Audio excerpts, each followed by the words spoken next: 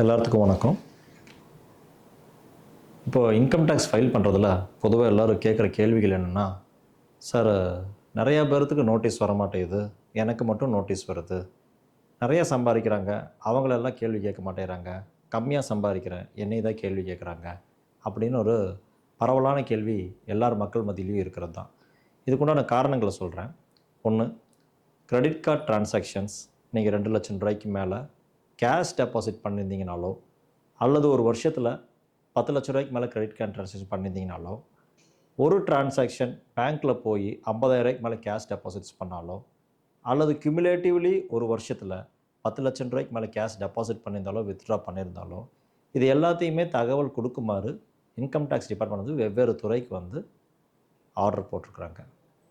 அந்த ஆர்டரை பேஸ் பண்ணி அவங்க வந்து உங்களுடைய பேன் கார்டை வந்து மேப் பண்ணியிருக்கும் போது இதெல்லாம் வந்து கண்டிஷன் சாட்டிஸ்ஃபை ஆயிருந்துச்சுன்னா இந்த ரிப்போர்ட்ஸ் எல்லாம் சொல்லிட்டு அவங்க ஃபார்வர்ட் பண்ணிடுவாங்க. இதனுடைய டோட்டலுடைய எக்ஸ்பெண்டிச்சர் செலவு பண்ணது மற்ற டிரான்சாக்ஷன்ஸ் எல்லாம் பார்த்து ஒரு உதாரணத்துக்கு ஒரு 20,00,000 ரூபாய்க்கு ரிப்போர்ட் ஆகிருக்குது அப்படின்னம்னா, இங்கே காமிச்சிருக்கிற வருமானம் 8,00,000 சொல்லி காமிச்சிருந்தீங்கன்னா கண்டிப்பாக அவங்க கேள்வி கேட்பாங்க. 20,00,000 ரூபாய்க்கு டிரான்சாக்ஷன்ஸ் நடந்திருக்குது, நீங்கள் வருமானம் 8,00,000 தான் காமிச்சிருக்கிறீங்க, இதில் இருக்கிற டிஃப்ரென்ஸ் என்னன்னு சொல்லிட்டு நீங்கள் ரெக்கன்சில் பண்ணிட்டா போதும். அந்த டிஃப்ரென்ஸ் வந்து நீங்கள் கடன் வாங்கியிருந்திருக்கலாம், ஆனால் கடன் வாங்குறதுலையும் மறுபடியும் சொல்கிறேன், நீங்கள் கேஷாக கடன் வாங்கக்கூடாதுங்கிற சட்டம் வந்து பல ஆண்டுகளாக இருக்கிறது. அதனால் நீங்கள் ரெக்கார்டிக்கலாக வாங்கியிருந்தீங்கன்னா இல்லை பேங்க்கில் வாங்கியிருந்தீங்கன்னா அந்த source for the assets R the reduction liabilities இதை நீங்கள் சொல்லிட்டீங்கனாலே வந்து உங்களுக்கு கேள்விகள்ங்கிறது வராது. ஆனால் நம்ம பொதுவாக என்ன பண்ணுவோம், 50,000 மேலே போடக்கூடாதா, 49,900 சொல்லிட்டு போய் 10 முறை அல்லது 100 முறைன்னு போடுறோம். அப்படி கியூமுலேட்டிவ்லி போடும்போது ஓவரால் லிமிட் 10 lakhs மேலே போயிடுது. ஒரு சிலர் கேள்வி கேட்குறாங்க, சார் இது வந்து சேவிங்ஸ் அக்கௌண்ட்டுக்கு தானே, கரண்ட் அக்கௌண்ட்டு கிடையாது இல்லை அப்படிங்கிறாங்க. நோ, ரெண்டுக்குமே வந்து இருக்குது.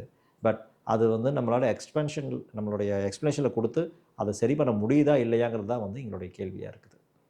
அடுத்தது, நீங்கள் ஒரு சொத்து வாங்குறீங்க அப்படின்னம்னா 30,00,000 ரூபாய்க்கு மேலே ஸ்டாம்ப் டியூட்டி வேல்யூக்கு உண்டான கைட்லைன் வேல்யூ இருந்து நீங்கள் கட்டுறீங்கிற பட்சத்தில் அது வந்து ரிப்போர்ட் ஆகும் ஆன்லைனில். அப்போ அந்த சோர்ஸ், அந்த ப்ராப்பர்ட்டி வாங்குறதுக்கான சோர்ஸ் அதுதான் வந்து அவனோட எக்ஸ்ப்ளனேஷன் கேட்பா அப்படி டிபார்ட்மெண்ட்டில். இதெல்லாம் கேள்வி கேட்காமே இருக்க முடியும் நீங்கள் ப்ராப்பராக ரிட்டர்ன் ஃபைல் பண்ணிங்கன்னா. இப்போ இந்த மாதிரி இன்ஃபர்மேஷன்ஸ் வந்து அவங்க வந்து டிபார்ட்மெண்ட்டுக்கு கொடுக்குறாங்க. அதில் நீங்கள் சப்மிட் பண்ணுற இன்ஃபர்மேஷன்ஸ் வந்து கொஞ்சம் மிஸ்மேட்சாக இருக்குது அப்படிங்கிற பட்சத்தில் மட்டும்தான் நோட்டீஸ் வருமே தவிர இது எல்லாத்துனாலையும் வராது. ஸோ அதனால் எல்லாருமே வந்து நல்லா சம்பாதிக்கிறவங்களுக்குலாம் நோட்டீஸ் வரமாட்டேங்குது, கரெக்டாக கொஞ்சம் வருமானம் கம்மியாக சம்பாதிக்கணும் மட்டும்தான் நோட்டீஸ் வருதுங்கிற ஒரு தவறுதலான புரிதலை வந்து உங்கள்கிட்ட வந்து எடுத்துருங்க. அவங்க நல்லா சம்பாதிக்கிறவங்க வந்து கரெக்டான பதில்களை வந்து சொல்லிடுறாங்க. நம்ம பதில்கள் கரெக்டாக சொல்லாமல் இருக்கிற பட்சத்தில் அவங்களுக்கு நோட்டீஸ் வந்து வரதுக்கு ஆரம்பிக்குது. ஸோ ஒவ்வொரு டிரான்சாக்ஷன்ஸ் பண்ணுறதுக்கு முன்னாடியும் நீங்கள் கன்ஃபார்ம் பண்ணிக்கோங்க, இதை வந்து நம்ம ரிப்போர்ட் பண்ணணுங்கிறது. உதாரணத்துக்கு கிரெடிட் கார்டு டிரான்சாக்ஷன்ஸில் குறிப்பாக சொல்லணும்னா, உங்கள் நண்பர்களுக்கு வந்து இந்த கேஷ்பேக் ஆஃபர் சொல்லிட்டு வீட்டு உபயோகப் பொருட்கள், AC, fridge, washing machine, TV, mobile phone இந்த மாதிரி நிறைய இதுக்கு வந்து இருக்குங்க. பட் அவங்களாம் என்ன பண்ணுவாங்கன்னா, ஒரு கிரெடிட் கார்டு வச்சுருந்தாங்கன்னா அந்த கிரெடிட் கார்டுக்கு ஸ்கீம் இல்லைன்னு சொல்லிட்டு உங்ககிட்ட கடனாக கேட்பாங்க அந்த கிரெடிட் கார்டை. அதுக்குண்டான அமௌண்ட்டையும் கொடுத்துருவாங்க, நீங்களும் கட்டிடுவீங்க. பட் அது எல்லாமே வந்து நீங்கள் வாங்கினதாக வந்து வரும். அப்போ உங்களோட ரிப்போர்ட்டில் வந்து அது இருக்காது. அவங்க கூப்பிட்டு கேள்வி கேட்கும்போது இது நான் வாங்கினது இல்லை, என் நண்பனுக்காக வாங்கினது, என்னுடைய உறவினருக்காக வாங்கினது அப்படிங்கிற தகவலை வந்து நம்ம கொடுத்தாகணும். நம்ம இந்த டிஸ்கஸ் பண்ணது எல்லாத்தையுமே உங்களுக்கு ஏதாவது சந்தேகம் இருந்தது அப்படின்னா ஒரு நல்ல சார்ட்டர் அக்கௌண்ட்டை போய் நீங்கள் ஒப்பீனியன் கேட்டு கரெக்டான முறையில் வந்து ஃபைல் பண்ணிக்கோங்க.